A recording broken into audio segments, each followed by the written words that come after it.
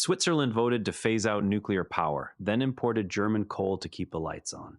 This is Unintended Consequences, Episode 93. On the afternoon of December 20th, 2019, the Mühleberg nuclear plant on the Aare River west of Bern disconnected from the Swiss grid for the last time. The 373 megawatt reactor had run since 1972. Its owner, BKW, shut the plant on schedule, and Switzerland's own power stations looked, on paper, a little cleaner by nightfall.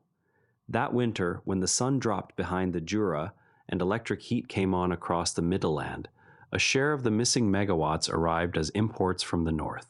A measurable share of those imports were generated in German coal and lignite plants. The phase-out was designed to take a cautious, climate-conscious country off nuclear power. Instead, the shutdown shifted part of Switzerland's winter carbon footprint across the Rhine. The decision did not begin as a crusade against carbon accounting. The decision began as a safety judgment after March 11, 2011, when the Fukushima Daiichi accident forced governments everywhere to look again at aging reactors. Switzerland's fleet was small and well-run, but the fleet was also old. Besnau 1 on the Aare in Canton Aargau had been connected in 1969. On May 25, 2011, the Federal Council, with Doris Leuthard at the Energy Department, announced that no new nuclear plants would be built.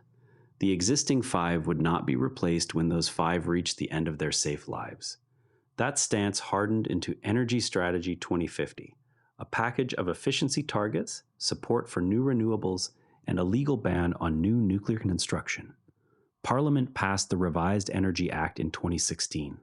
On May 21, 2017, with Leuthard serving as federal president, Swiss voters approved the strategy by 58.2%. Those voters were not reckless, and those voters were not naive about speed. Only 6 months earlier, on November 27, 2016, the same electorate had rejected a Green Party initiative that would have forced a much faster shutdown, by 2029. The 2017 yes was the moderate Swiss path. Keep the plants that were already running for as long as the nuclear regulator, ENSI, judged them safe. Refuse to build new ones. Cover the gap with alpine hydro, rooftop solar, efficiency, and the European market. In a country that already generated most of its electricity from hydro and nuclear, and that prided itself on climate diplomacy, the package looked like prudence rather than rupture. Germany was exiting nuclear on a similar timetable. France would always have reactors to spare. The Alps stored water.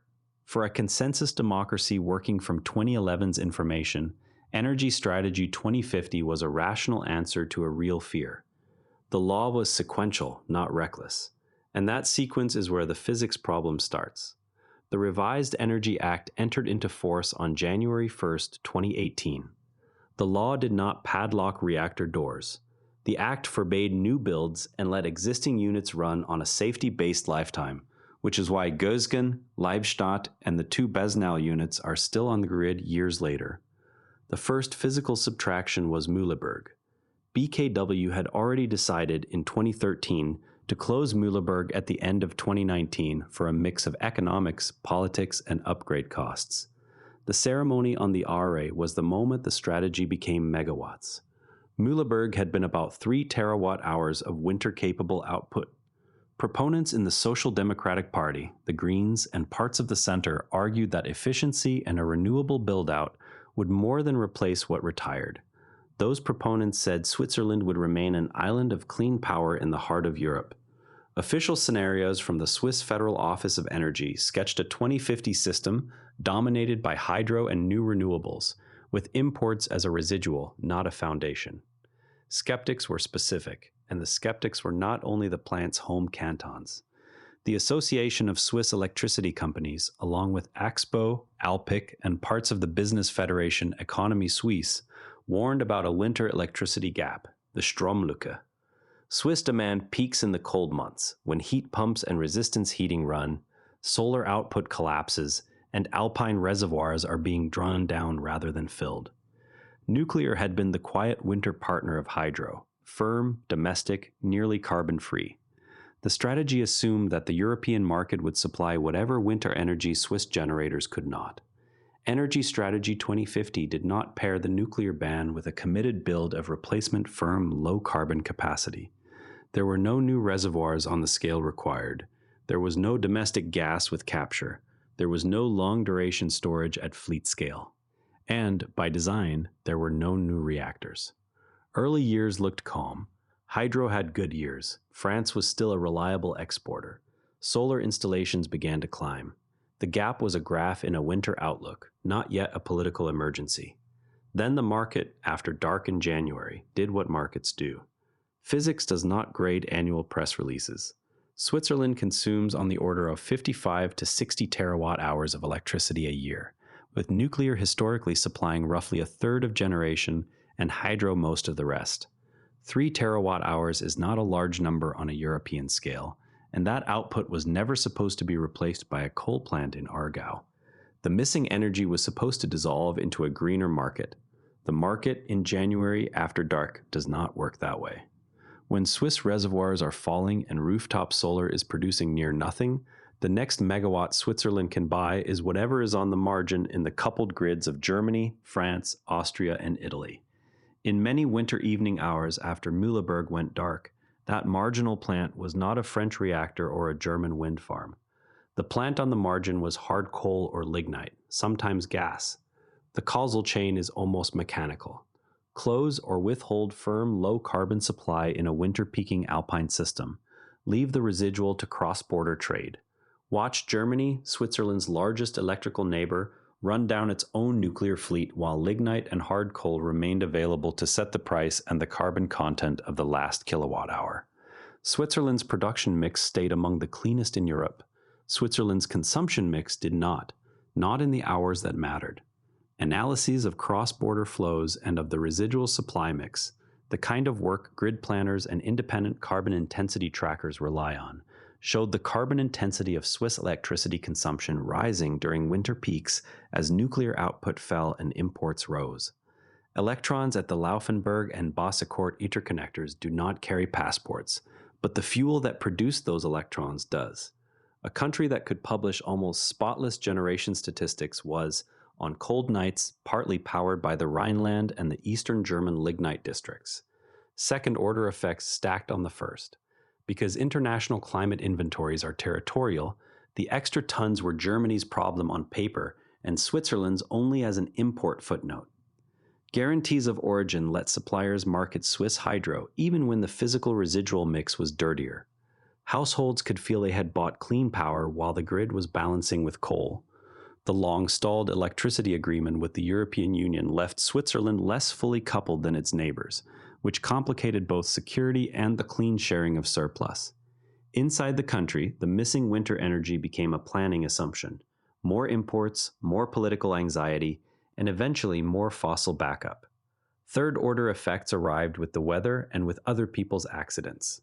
Dry years cut hydro. In 2022, after Russia's invasion of Ukraine, gas prices exploded just as a large fraction of the French nuclear fleet was offline for corrosion repairs. Germany, heading toward the April 15, 2023 closure of its last 3 reactors, burned more coal to keep its own system upright. Switzerland, which had treated the European market as a clean cushion, discovered that market was a cushion stuffed with whatever fuel the continent still had. The human texture of that winter was not abstract. In Aarau, Swiss Grid's operators watched evening ramps that used to be absorbed by Mühleberg and the French interconnector. In the Bernese countryside, the Mühleberg site went from employer and taxpayer to a decommissioning project scheduled to last into the 2030s. In German mining regions, lignite plants that climate policy had slated for a managed decline found themselves, once again, the machines that kept a rich neighbor's heat pumps running after sunset. Swiss officials spoke carefully of supply security. Opposition politicians and utility engineers used a blunter word those critics had been using since 2011: gap. The irony was not that Swiss voters had wanted more coal. Those voters had wanted less nuclear risk and less carbon. The design treated annual renewable energy as a substitute for firm winter capacity, and treated a border as the place where carbon stopped counting. By late 2022, the Federal Council was no longer talking only about 2050. The Federal Council ordered a hydropower reserve, paying operators to hold water back for the darkest weeks. The government also contracted emergency reserve generation, gas turbines at Beer in Aargau, built as insurance against a shortage that the 2017 strategy had not supposed to exist. The reserve was expensive for the hours it might run, and the reserve added a further twist. A nuclear phase-out justified in part on climate grounds had summoned fossil backup onto Swiss soil. Solar, to the country's credit, accelerated sharply after 2022, especially on rooftops and alpine installations, and summer afternoons now produced genuine surplus. Winter evenings did not change their minds. Public opinion and parliamentary arithmetic moved.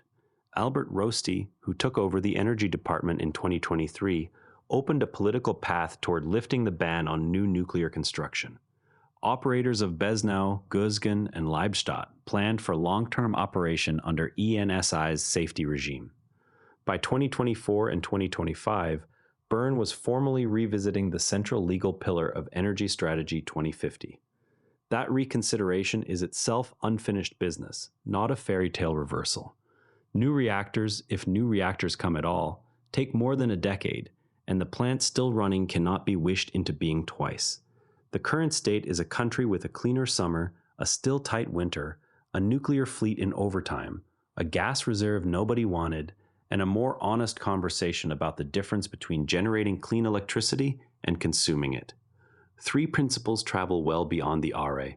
First, annual energy targets are not the same product as a kilowatt hour at 7 p.m. in January.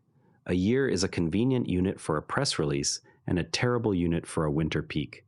If you retire firm low-carbon capacity before firm low-carbon replacement exists, the market will buy whatever still burns. The clock and the weather decide which plan answers, not the annual average. Second, emissions follow the marginal plant, not the territorial inventory. A border is not a climate policy, and production-based accounting will always invite leakage that looks like virtue. The ton still enters the atmosphere whether the inventory parks that ton in the next country or the next valley. Third, incentive structures and certificate systems will decouple what people think they bought from what the grid actually used, unless physics and bookkeeping are forced to tell the same story. A label can travel farther than an electron. The Swiss were not foolish. The Swiss were sequential. As governments write 2030 and 2035 decarbonization targets, and as data centers and heat pumps add new winter load from Dublin to Virginia, the same sequence is being written again. New demand that arrives after sunset in the cold months will be served by whatever can still run when the wind is low and the reservoirs are down. When the clean plant that works in the dark closes, who exactly do you think will be on the margin? We'll leave it there for today. Thanks for thinking through this one with me. If you know someone who loves a good cautionary tale, send it their way, and I'll see you tomorrow with another. And if you'd rather watch than listen, find us on YouTube at Aare Network. Links in the show notes. Quick tip from the network. Try Models and Agents for Beginners next. Artificial intelligence explained simply for beginners and curious teens. Every Aare Network show is free at narenetwork.com. And on the website, every episode's visuals live in our free image gallery at narenetwork.com/gallery. Royalty-free under Creative Commons. Download with attribution. This episode used AI voice synthesis of my voice. Editorial selection and analysis are my own.